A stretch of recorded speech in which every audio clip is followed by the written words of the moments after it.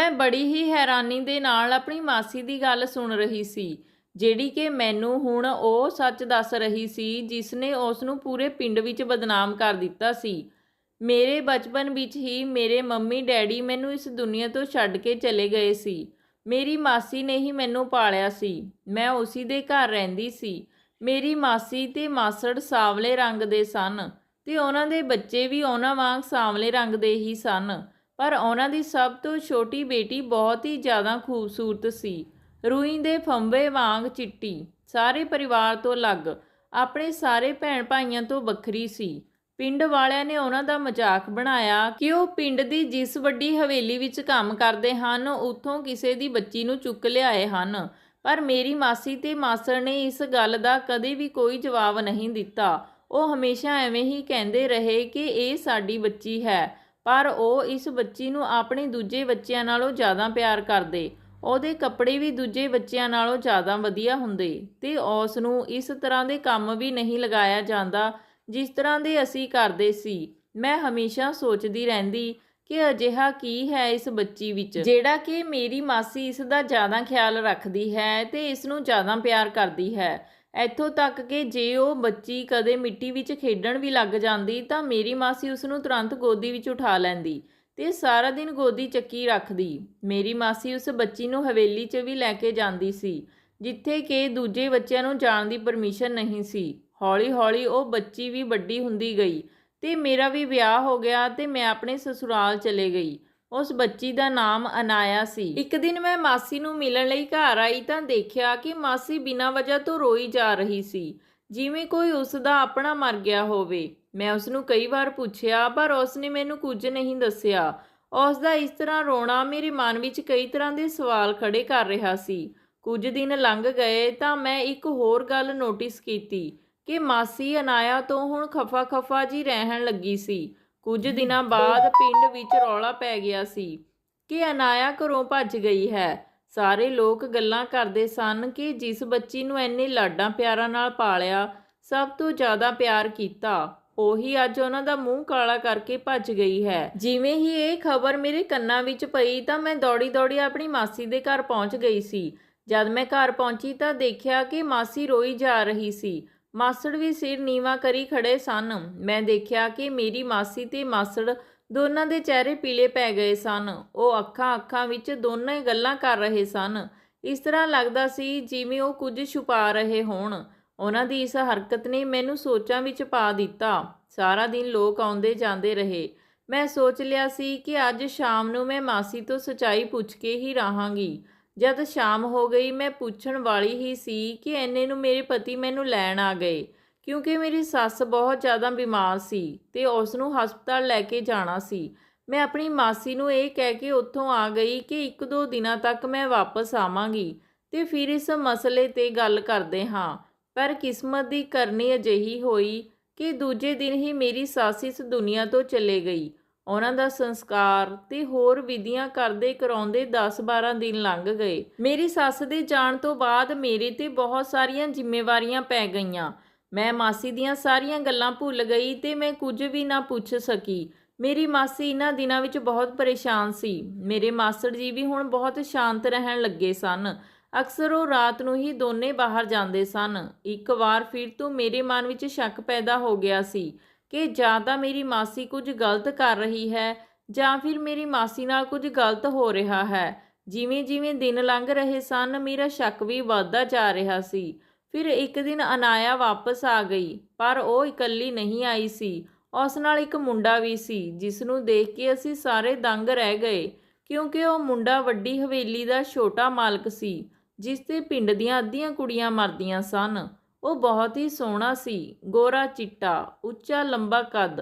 ਉਹ ਕਈ ਦਿਲਾਂ ਦੀ ਧੜਕਣ ਸੀ। ਪਰ ਹੈਰਾਨ ਕਰਨ ਵਾਲੀ ਗੱਲ ਤਾਂ ਇਹ ਸੀ ਕਿ ਛੋਟੇ ਮਾਲਕ ਨੇ ਆਖਰ ਭੱਜ ਕੇ ਵਿਆਹ ਕਿਉਂ ਕਰਵਾਇਆ ਸੀ, ਕਿਉਂਕਿ ਉਹ ਇੰਨੇ ਵੱਡੇ ਪਰਿਵਾਰ ਨਾਲ ਸੰਬੰਧਿਤ ਸੀ। ਜੇ ਉਹ ਇੱਕ ਵਾਰ ਵੀ ਕਿਸੇ ਨੂੰ ਪੁੱਛਦੇ ਤਾਂ ਉਹ ਆਪਣੀ ਕੁੜੀ ਦਾ ਹੱਥ ਤੁਰੰਤ ਦੇ ਦਿੰਦੇ। ਅਨਾਇਆ ਨੂੰ ਛੋਟੇ ਮਾਲਕ ਨਾਲ ਦੇਖ ਕੇ ਮਾਸੀ ਦੀ ਤਾਂ ਹਾਲਤ ਖਰਾਬ ਹੋ ਗਈ। ਉਹ ਉੱਚੀ ਉੱਚੀ ਰੋਣ ਲੱਗੀ ਕਿ ਅਨਾਇਆ, ਇਹ ਤੂੰ ਕੀ ਕੀਤਾ? ਤੈਨੂੰ ਪੂਰੀ ਦੁਨੀਆ ਵਿੱਚ ਇਹੀ ਮਿਲਿਆ ਸੀ? ਅਨਾਇਆ ਨੂੰ ਦੇਖ ਕੇ ਮਾਸੀ, ਜਿਹੜੀ ਥੋੜਾ ਜਿਹਾ ਖੁਸ਼ ਹੋਈ ਸੀ, ਉਹ ਛੋਟੇ ਮਾਲਕ ਨੂੰ ਦੇਖ ਕੇ ਆਪਣੀ ਹਾਲਤ ਨੂੰ ਸੰਭਾਲ ਨਾ ਸਕੀ ਤੇ ਰੋਂਦੇ ਰੋਂਦੇ ਬੇਹੋਸ਼ ਹੋ ਕੇ ਡਿੱਗ ਗਈ। ਮਾਸੀ ਨੂੰ ਡਿੱਗਦਾ ਦੇਖ ਕੇ ਅਨਾਇਆ ਮਾਸੀ ਨੂੰ ਸੰਭਾਲਣ ਦੀ ਕੋਸ਼ਿਸ਼ ਕਰਨ ਲੱਗੀ, ਪਰ ਮਾਸਟਰ ਜੀ ਨੇ ਉਸ ਨੂੰ ਉੱਥੇ ਹੀ ਰੋਕ ਦਿੱਤਾ ਤੇ ਉੱਥੋਂ ਜਾਣ ਲਈ ਕਿਹਾ।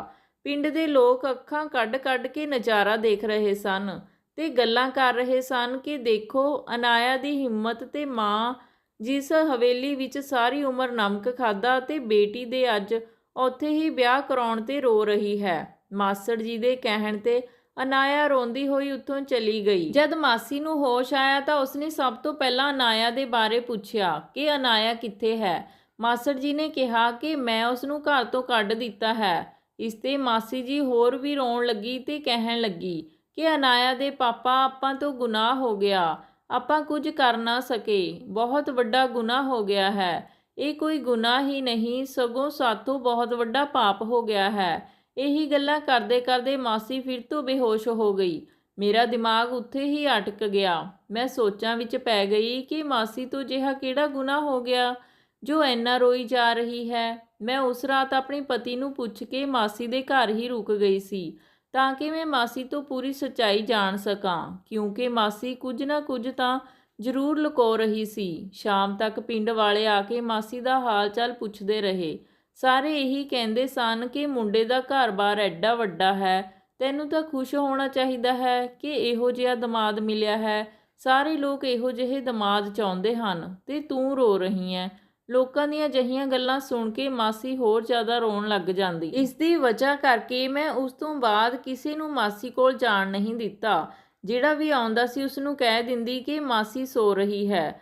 ਰਾਤ ਹੋਈ ਤਾਂ ਖਾਣਾ ਖਾ ਕੇ ਮਾਸੀ ਸਭ ਤੋਂ ਪਹਿਲਾਂ ਪੈ ਗਈ। ਫਿਰ ਰਾਤ ਦਾ ਪਤਾ ਨਹੀਂ ਕਿਹੜਾ ਟਾਈਮ ਹੋਇਆ ਸੀ ਜਦ ਮੈਂ ਦੇਖਿਆ ਕਿ ਮਾਸੀ ਆਪਣੇ ਮੰਜੇ ਤੋਂ ਉੱਠ ਕੇ ਖੜੀ ਹੋ ਗਈ। ਮੈਂ ਜਾਣਬੁੱਝ ਕੇ ਅੱਖਾਂ ਮੀਚ ਕੇ ਪਈ ਰਹੀ। ਮੈਂ ਇਹ ਦੇਖਣਾ ਚਾਹੁੰਦੀ ਸੀ ਕਿ ਮਾਸੀ ਕੀ ਕਰ ਰਹੀ ਹੈ। ਜਦ ਮਾਸੀ ਨੂੰ ਯਕੀਨ ਹੋ ਗਿਆ ਕਿ ਮੈਂ ਸੁੱਤੀ ਪਈ ਹਾਂ ਤਾਂ ਉਹ ਕਮਰੇ ਵਿੱਚ ਪਏ ਇੱਕ ਬਾਕਸ ਦੇ ਕੋਲ ਜਾ ਬੈਠੀ।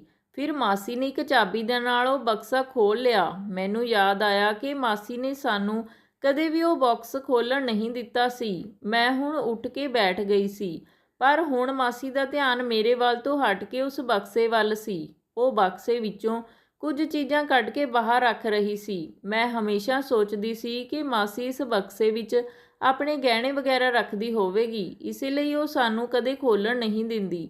ਮੈਂ ਇਹ ਜਾਣਨ ਲਈ ਉਤਸੁਕ ਸੀ ਕਿ ਇਸ ਵਿੱਚ ਕੀ ਹੈ। ਫਿਰ ਮਾਸੀ ਨੇ ਉਸ ਬਕਸੇ ਵਿੱਚੋਂ ਚੀਜ਼ਾਂ ਕੱਢਣੀਆਂ ਸ਼ੁਰੂ ਕਰ ਦਿੱਤੀਆਂ। ਸਭ ਤੋਂ ਪਹਿਲਾਂ ਕੁਝ ਕੱਪੜੇ ਸੀ ਜਿਹੜੇ ਇੱਕ ਬਹੁਤ ਛੋਟੇ ਬੱਚੇ ਦੇ ਸਨ। ਉਸ ਤੋਂ ਬਾਅਦ ਇਹ ਕੱਪੜੇ ਵੱਡੇ ਹੁੰਦੇ ਗਏ। ਇਹ ਸਭ ਕੱਪੜੇ ਕੁੜੀਆਂ ਦੇ ਸਨ। ਉਸ ਤੋਂ ਬਾਅਦ ਮਾਸੀ ਨੇ ਖਿਡੌਣੇ ਕੱਢਣੇ ਸ਼ੁਰੂ ਕਰ ਦਿੱਤੇ। ਉਸ ਤੋਂ ਬਾਅਦ ਫੋਟੋਆਂ ਦੀ ਵਾਰੀ ਆਈ। ਇੱਕ ਇੱਕ ਕਰਕੇ ਕਾਫੀ ਫੋਟੋਆਂ ਮਾਸੀ ਨੇ ਉਸ ਬਕਸੇ ਵਿੱਚੋਂ ਕੱਢੀਆਂ।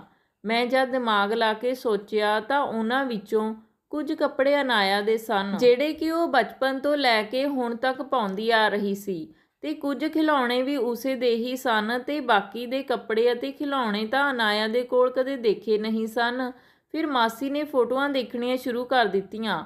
ਪਹਿਲਾਂ ਤਾਂ ਕੁਝ ਫੋਟੋਆਂ ਅਨਾਇਆ ਦੀਆਂ ਸਨ, ਪਰ ਉਸ ਤੋਂ ਬਾਅਦ ਇੱਕ ਹੋਰ ਕੁੜੀ ਦੀਆਂ ਫੋਟੋਆਂ ਸਨ। ਮੈਂ ਇੰਨੀ ਦੂਰ ਨਹੀਂ ਬੈਠੀ ਸੀ ਕਿ ਮੈਨੂੰ ਚਿਹਰਾ ਨਾ ਦਿਖੇ, ਪਰ ਫਿਰ ਵੀ ਮੈਨੂੰ ਉਸ ਕੁੜੀ ਦੀ ਪਹਿਚਾਣ ਨਹੀਂ ਆਈ। ਪਰ ਉਸ ਦੀ ਸ਼ਕਲ ਮੇਰੀ ਮਾਸੀ ਤੇ ਮਾਸੜ ਨਾਲ ਮਿਲਦੀ ਸੀ। ਉਸ ਦਾ ਰੰਗ ਵੀ ਸਾਵਲਾ ਹੀ ਸੀ ਜਿਵੇਂ ਮਾਸੀ ਦੇ ਦੂਜੇ ਬੱਚਿਆਂ ਦਾ ਸੀ। ਫਿਰ ਮਾਸੀ ਨੇ ਇੱਕ ਦੁਪੱਟਾ ਧਰਤੀ ਤੇ ਵਿਛਾਇਆ ਤੇ ਇੱਕ ਇੱਕ ਚੀਜ਼ ਚੁੱਕ ਕੇ ਉਸ ਦੁਪੱਟੇ ਤੇ ਰੱਖਣ ਲੱਗੀ, ਨਾਲ ਨਾਲ ਚੁੰਮਦੀ ਜਾਂਦੀ ਤੇ ਰੋਂਦੀ ਜਾਂਦੀ। ਫਿਰ ਉਸਨੇ ਇੱਕ ਗਠੜੀ ਬਣਾ ਲਈ। ਇਸ ਤੋਂ ਪਹਿਲਾਂ ਕਿ ਉਹ ਉੱਠਦੀ ਮੈਂ ਜਲਦੀ ਨਾਲ ਲੇਟ ਗਈ। ਮੈਂ ਦੇਖਣਾ ਚਾਹੁੰਦੀ ਸੀ ਕਿ ਮਾਸੀ ਉਸ ਗਠੜੀ ਦਾ ਕੀ ਕਰੇਗੀ। ਫਿਰ ਮਾਸੀ ਨੇ ਉਹ ਗਠੜੀ ਉਠਾਈ ਤੇ ਬਾਹਰ ਵਿਹੜੇ ਵਿੱਚ ਚਲੇ ਗਈ। ਮੈਂ ਵੀ ਮਾਸੀ ਦੇ ਪਿੱਛੇ ਪਿੱਛੇ ਚਲੇ ਗਈ। ਮਾਸੀ ਨੇ ਉਹ ਗਠੜੀ ਰੱਖੀ ਤੇ ਉਸ ਨੂੰ ਅੱਗ ਲਗਾਉਣ ਹੀ ਲੱਗੀ ਸੀ ਕਿ ਮੈਂ ਜਾ ਕੇ ਮਾਸੀ ਦਾ ਹੱਥ ਫੜ ਲਿਆ। ਮੈਨੂੰ ਦੇਖ ਕੇ ਮਾਸੀ ਦੇ ਚਿਹਰੇ ਦਾ ਰੰਗ ਉੱਡ ਗਿਆ। ਮੈਂ ਉਹ ਗਠੜੀ ਚੁੱਕੀ ਤੇ ਮਾਸੀ ਨੂੰ ਨਾਲ ਲੈ ਕੇ ਅੰਦਰ ਆ ਗਈ। ਮੈਂ ਮਾਸੀ ਨੂੰ ਅੰਦਰ ਮੰਜੇ ਤੇ ਬਿਠਾਇਆ ਤੇ ਪਾਣੀ ਦਾ ਗਲਾਸ ਦਿੱਤਾ। ਮਾਸੀ ਸਿਰ ਨੀਵਾਂ ਕਰੀ ਬੈਠੀ ਸੀ ਜਿਵੇਂ ਉਸ ਦਾ ਕੋਈ ਰਾਜ ਪਤਾ ਚੱਲ ਗਿਆ ਹੋਵੇ। ਫਿਰ ਮੈਂ ਆਪਣੀ ਮਾਸੀ ਤੋਂ ਉਹ ਸਵਾਲ ਕੀਤਾ ਜੋ ਕਈ ਦਿਨਾਂ ਤੋਂ ਮੇਰੇ ਦਿਮਾਗ ਵਿੱਚ ਘੁੰਮ ਰਿਹਾ ਸੀ। ਮੈਂ ਆਪਣੀ ਮਾਸੀ ਨੂੰ ਪੁੱਛਿਆ ਕਿ ਇਹ ਸਭ ਕੀ ਹੈ। ਕਦੇ ਤੁਸੀਂ ਰੋਈ ਜਾਂਦੇ ਹੋ ਤੇ ਕਦੇ ਇੱਕਦਮ ਚੁੱਪ ਹੋ ਜਾਂਦੇ ਹੋ। ਇਹ ਚੀਜ਼ਾਂ ਦੇਖ ਦੇਖ ਕੇ ਚੁੰਮਦੇ ਤੇ ਰੋਈ ਜਾਂਦੇ ਹੋ ਤੇ ਫਿਰ ਚੁੱਕ ਕੇ ਅੱਗ ਲਗਾਉਣ ਲਈ ਲੈ ਜਾਣਾ। ਮੈਨੂੰ ਇਹ ਸਭ ਠੀਕ ਨਹੀਂ ਲੱਗ ਰਿਹਾ ਹੈ। ਮੈਂ ਆਪਣੀ ਮਾਸੀ ਨੂੰ ਇਹ ਵੀ ਪੁੱਛਿਆ ਕਿ ਪਹਿਲਾਂ ਅਨਾਇਆ ਲਈ ਤੁਹਾਡਾ ਰਵੱਈਆ ਹੋਰ ਸੀ ਤੇ ਹੁਣ ਹੋਰ ਹੋ ਗਿਆ। ਹੁਣ ਉਸ ਲਈ ਇੰਨਾ ਰੋਣਾ ਧੋਣਾ ਇਹ ਸਭ ਕਿਉਂ? ਇਸ ਤੇ ਮੇਰੀ ਮਾਸੀ ਕਹਿਣ ਲੱਗੀ ਕਿ ਜਿਵੇਂ ਤੂੰ ਸੋਚ ਰਹੀ ਆਂ ਅਜਿਹਾ ਕੁਝ ਵੀ ਨਹੀਂ ਹੈ। ਇਹ ਤਾਂ ਬਸ ਮੇਰੇ ਦਿਮਾਗ ਦਾ ਪਾਗਲਪਨ ਹੈ। ਪਰ ਮੈਨੂੰ ਮਾਸੀ ਦੀਆਂ ਗੱਲਾਂ ਤੇ ਯਕੀਨ ਨਹੀਂ ਆ ਰਿਹਾ ਸੀ। ਪਰ ਮੈਂ ਮਾਸੀ ਨੂੰ ਇੱਕ ਵਾਰ ਫਿਰ ਤੋਂ ਕਿਹਾ, ਪਰ ਮਾਸੀ ਨੇ ਮੈਨੂੰ ਫਿਰ ਤੋਂ ਟਾਲ ਦਿੱਤਾ। ਫਿਰ ਮੈਂ ਮਾਸੀ ਨੂੰ ਕਹਿਣ ਲੱਗੀ ਕਿ ਮਾਸੀ, ਤੂੰ ਉਸ ਕੁੜੀ ਦੇ ਗੋਰੇ ਰੰਗ ਕਰਕੇ ਸ਼ਾਇਦ ਉਸ ਨੂੰ ਕੁਝ ਨਹੀਂ ਕਹਿੰਦੀ ਸੀ, ਪਰ ਬਾਕੀ ਕਾਲੇ ਬੱਚਿਆਂ ਨੂੰ ਥੋੜੀ ਜਿਹੀ ਗਲਤੀ ਤੇ ਕਿੰਨਾ ਡਾਂਟਦੀ ਸੀ। ਇਸ ਦਾ ਮਤਲਬ ਇਹ ਹੋਇਆ ਕਿ ਤੁਸੀਂ ਬਾਕੀ ਬੱਚਿਆਂ ਨੂੰ ਪਿਆਰ ਨਹੀਂ ਕਰਦੇ ਸੀ, ਜਾਂ ਫਿਰ ਤੁਸੀਂ ਆਪਣੀ ਹੀ ਬੇਟੀ ਦੇ ਗੋਰੇ ਰੰਗ ਤੇ ਫਿਦਾ ਹੋ ਗਏ ਸੀ। ਸ਼ਾਇਦ ਇਸੇ ਲਈ ਉਹ ਇਹ ਸਭ ਕਰ ਰਹੀ ਹੈ।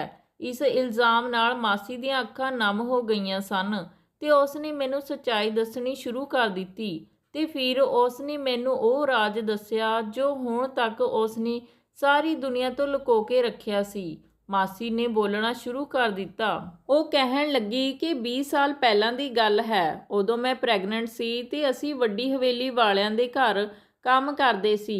ਮਾਲਕਣ ਦੇ ਵੀ ਉਦੋਂ ਬੱਚਾ ਹੋਣ ਵਾਲਾ ਸੀ। ਉਸ ਦੇ ਕੋਲ ਇੱਕ ਵੱਡਾ ਬੇਟਾ ਸੀ ਜੋ ਕਿ 5 ਸਾਲ ਦਾ ਸੀ। ਉਸ ਦਾ ਨਾਮ ਅਰਨਵ ਸੀ। ਮੈਨੂੰ ਯਾਦ ਹੈ ਕਿ ਅਰਨਵ ਨੇ ਇੱਕ ਵਾਰ ਮਾਲਕਣ ਨੂੰ ਕਿਹਾ ਸੀ ਕਿ ਮੈਨੂੰ ਇੱਕ ਭੈਣ ਚਾਹੀਦੀ ਹੈ। ਉਸ ਦੇ ਕਹਿਣ ਦਾ ਅੰਦਾਜ਼ ਇੰਨਾ ਪਿਆਰਾ ਸੀ ਕਿ ਮੈਨੂੰ ਵੀ ਉਸ ਬੱਚੇ 'ਤੇ ਪਿਆਰ ਆ ਗਿਆ। ਪਰ ਮਾਲਕਣ ਉਸ ਦੀ ਗੱਲ ਸੁਣ ਕੇ ਰੋਣ ਲੱਗੀ। ਮੈਂ ਹੈਰਾਨ ਹੋਈ ਤੇ ਸੋਚਣ ਲੱਗੀ ਕਿ ਇੰਨੇ ਵੱਡੇ ਲੋਕ ਵੀ ਬੇਟੀ ਦੇ ਹੋਣ ਤੋਂ ਡਰਦੇ ਹਨ ਜਾਂ ਫਿਰ ਬੇਟੀ ਦੇ ਨਸੀਬ ਤੋਂ ਡਰਦੇ ਹਨ। ਕੁਝ ਦਿਨ ਐਵੇਂ ਹੀ ਲੰਘ ਗਏ ਤੇ ਫਿਰ ਇੱਕ ਰਾਤ ਮੈਨੂੰ ਦਰਦ ਹੋਇਆ ਤੇ ਮੇਰੇ ਇੱਕ ਬੱਚੀ ਨੇ ਜਨਮ ਲਿਆ। ਉਸੇ ਰਾਤ ਮਾਲਕਣ ਦੇ ਵੀ ਇੱਕ ਬੱਚੀ ਨੇ ਜਨਮ ਲਿਆ। ਚਾਰੇ ਪਾਸੇ ਵਧਾਈਆਂ ਦਾ ਸ਼ੋਰ ਸੀ, ਪਰ ਮਾਲਕ ਤੇ ਮਾਲਕਣ ਦੇ ਚਿਹਰੇ 'ਤੇ ਉਦਾਸੀ ਛਾਈ ਹੋਈ ਸੀ। ਉਹਨਾਂ ਦੇ ਚਿਹਰੇ 'ਤੇ ਚਿੰਤਾ ਦੇ ਭਾਵ ਦਿਖਾਈ ਦੇ ਰਹੇ ਸਨ। ਮੈਂ ਸਮਝ ਨਹੀਂ ਸਕਦੀ ਸੀ ਕਿ ਇਹ ਸਭ ਕਿਉਂ। ਅਸੀਂ ਗਰੀਬ ਲੋਕ ਵੀ ਬੇਟੀ ਦੇ ਜਨਮ 'ਤੇ ਖੁਸ਼ ਹੁੰਦੇ ਹਾਂ, ਜਦ ਕਿ ਇਹ ਲੋਕ ਇੰਨੇ ਅਮੀਰ ਹਨ ਤੇ ਉਹ ਵੀ ਪਹਿਲੀ ਬੱਚੀ ਹੋਈ ਹੈ ਤਾਂ ਵੀ ਇੰਨੇ ਪਰੇਸ਼ਾਨ ਕਿਉਂ ਹਨ। 2 ਦਿਨ ਐਵੇਂ ਹੀ ਲੰਘ ਗਏ। ਫਿਰ ਮਾਲਕਣ ਨੇ ਮੈਨੂੰ ਆਪਣੇ ਕਮਰੇ ਵਿੱਚ ਬੁਲਾਇਆ ਤਾਂ ਮੈਂ ਹੈਰਾਨ ਹੋ ਗਈ। ਫਿਰ ਮੈਂ ਆਪਣੀ ਬੇਟੀ ਦੇ ਨਾਲ ਉਹਨਾਂ ਦੇ ਕਮਰੇ ਵਿੱਚ ਚਲੇ ਗਈ। ਮੈਨੂੰ ਇੱਥੇ ਕੰਮ ਕਰਦੇ ਨੂੰ ਇੰਨੇ ਸਾਲ ਹੋ ਗਏ ਸਨ, ਪਰ ਮੈਂ ਅੱਜ ਤੱਕ ਮਾਲਕਣ ਦੇ ਕਮਰੇ ਵਿੱਚ ਨਹੀਂ ਗਈ ਸੀ। ਜਦ ਮੈਂ ਉਹਨਾਂ ਦੇ ਕਮਰੇ ਵਿੱਚ ਪਹੁੰਚੀ ਤਾਂ ਮੈਂ ਉੱਥੋਂ ਦੀ ਚਕਾਚੌਂਧ ਦੇਖ ਕੇ ਹੈਰਾਨ ਹੋ ਗਈ। ਅਜਿਹੀ ਸ਼ਾਨੋ ਸ਼ੌਕਤ ਤਾਂ ਰਾਜਿਆਂ ਮਹਾਰਾਜਿਆਂ ਦੇ ਘਰਾਂ ਵਿੱਚ ਹੁੰਦੀ ਹੈ। ਜਦ ਮੇਰੀ ਨਜ਼ਰ ਬੈੱਡ 'ਤੇ ਗਈ ਤਾਂ ਉੱਥੇ ਬਹੁਤ ਹੀ ਮਹਿੰਗਾ ਸਮਾਨ ਰਤਨ ਰੱਖੇ ਹੋਏ ਸੀ। ਜਦ ਮੈਂ ਉਹ ਦੇਖਿਆ ਤਾਂ ਮੈਂ ਹੈਰਾਨ ਰਹਿ ਗਈ ਤੇ ਇੱਕਦਮ ਬੈੱਡ ਤੋਂ ਦੂਰ ਹੋ ਗਈ ਕਿ ਕਿਤੇ ਮੇਰੇ 'ਤੇ ਹੀ ਕੋਈ ਚੀਜ਼ ਚੋਰੀ ਹੋਣ ਦਾ ਇਲਜ਼ਾਮ ਨਾ ਲੱਗ ਜਾਵੇ। ਐਨੇ ਨੂੰ ਮਾਲਕਣ ਮੇਰੇ ਵੱਲ ਵਧੀ ਤੇ ਬੈਠਣ ਲਈ ਕਹਿਣ ਲੱਗੀ। ਮੈਂ ਜ਼ਮੀਨ 'ਤੇ ਬੈਠ ਗਈ, ਪਰ ਉਸਨੇ ਮੈਨੂੰ ਮੋਢਿਆਂ ਤੋਂ ਫੜ ਕੇ ਬੈੱਡ 'ਤੇ ਬਿਠਾ ਦਿੱਤਾ ਤੇ ਕਹਿਣ ਲੱਗੀ, ਰੇਖਾ, ਤੂੰ ਆਪਣੀ ਬੇਟੀ ਮੇਰੀ ਗੋਦ ਵਿੱਚ ਪਾ ਦੇ ਤੇ ਮੇਰੀ ਬੇਟੀ ਨੂੰ ਤੂੰ ਆਪਣੀ ਬੇਟੀ ਬਣਾ ਲਾ। ਤੈਨੂੰ ਰੱਬ ਦਾ ਵਾਸਤਾ, ਤੈਨੂੰ ਆਪਣੀ ਬੇਟੀ ਵੱਲੋਂ ਕੋਈ ਵੀ ਮੁਸ਼ਕਲ ਨਹੀਂ ਆਵੇਗੀ। ਇਹ ਗੱਲ ਸੁਣ ਕੇ ਮੇਰੇ ਹੋਸ਼ ਉੱਡ ਗਏ ਤੇ ਮੇਰੀ ਨਜ਼ਰ ਮੇਰੀ ਗੋਦ ਵਿੱਚ ਮੌਜੂਦ ਬੱਚੀ 'ਤੇ ਪਈ, ਜਿਹੜੀ ਕਿ ਅੰਗੂਠਾ ਚੂਸ ਰਹੀ ਸੀ। ਮੈਂ ਘਬਰਾਉਂਦੇ ਹੋਏ ਕਿਹਾ ਕਿ ਮਾਲਕਣ, ਤੁਹਾਡੀ ਆਪਣੀ ਖੁਦ ਦੀ ਬੱਚੀ ਹੈ ਤਾਂ ਤੁਹਾਨੂੰ ਮੇਰੀ ਕਾਲੀ ਕਲੂਟੀ ਬੱਚੀ ਦੀ ਕੀ ਜ਼ਰੂਰਤ ਪੈ ਗਈ? ਮੇਰੀ ਗੱਲ ਸੁਣ ਕੇ ਮਾਲਕਣ ਰੋਣ ਲੱਗੀ, ਜਿਵੇਂ ਮੈਂ ਉਸ ਦੀ ਕੋਈ ਦੁੱਖ ਦੀ ਰਗ 'ਤੇ ਹੱਥ ਰੱਖ ਦਿੱਤਾ ਹੋਵੇ। ਉਹ ਕਹਿਣ ਲੱਗੀ ਕਿ ਰੇਖਾ, ਮਜਬੂਰੀਆਂ ਕਿਸੇ ਇਨਸਾਨ ਨੂੰ ਦੇਖ ਕੇ ਨਹੀਂ ਆਉਂਦੀਆਂ। ਮੈਨੂੰ ਮਾਲਕਣ ਦੀਆਂ ਅੱਖਾਂ ਵਿੱਚ ਡਰ ਨਜ਼ਰ ਆ ਰਿਹਾ ਸੀ। ਮੇਰੀ ਬੇਟੀ ਮੇਰੇ ਕੋਲੋਂ ਲੈ ਲਾ ਤੇ ਆਪਣੀ ਬੇਟੀ ਮੈਨੂੰ ਦੇ ਦੇ। ਮਾਲਕਣ ਮੈਨੂੰ ਗਿੜਗਿੜਾਉਂਦੇ ਹੋਏ ਕਹਿਣ ਲੱਗੀ। ਮੈਂ ਕੁਝ ਕਹਿੰਦੀ ਇਸ ਤੋਂ ਪਹਿਲਾਂ ਹੀ ਉਹ ਮੇਰੇ ਪੈਰਾਂ 'ਤੇ ਡਿੱਗੀ ਸੀ ਤੇ ਮੇਰੇ ਪੈਰ ਫੜ ਲਏ। ਐਨੇ ਵੱਡੇ ਮਹਿਲ ਦੀ ਮਾਲਕਣ ਮੇਰੇ ਪੈਰਾਂ 'ਤੇ ਡਿੱਗੀ। ਮੈਂ ਹੈਰਾਨ ਰਹਿ ਗਈ। ਮੈਂ ਤੁਰੰਤ ਉਹਨਾਂ ਨੂੰ ਉਠਾ ਕੇ ਉੱਪਰ ਬਿਸਤਰ 'ਤੇ ਬਿਠਾ ਦਿੱਤਾ। ਮੈਂ ਉਹਨਾਂ ਨੂੰ ਕਿਵੇਂ ਦਿਲਾਸਾ ਦੇਵਾਂ, ਮੈਨੂੰ ਸਮਝ ਨਹੀਂ ਆ ਰਿਹਾ ਸੀ। ਮਾਲਕਣ ਕਹਿਣ ਲੱਗੀ ਕਿ ਰੇਖਾ, ਮੈਂ ਤੇਰੀ ਬੇਟੀ ਦਾ ਵਿਆਹ ਅਜਿਹੇ ਸ਼ਾਹੀ ਖਾਨਦਾਨ ਵਿੱਚ ਕਰਾਂਗੀ ਕਿ ਤੇਰਾ ਸਾਰਾ ਪਰਿਵਾਰ ਸੁਖੀ ਹੋ ਜਾਵੇਗਾ। ਇਹ ਸਾਰੇ ਗਹਿਣੇ ਵੀ ਤੂੰ ਰੱਖ ਲੈ, ਪਰ ਆਪਣੀ ਬੇਟੀ ਦੇ ਨਾਲ ਮੇਰੀ ਬੇਟੀ ਨੂੰ ਬਦਲਾ ਲੈ।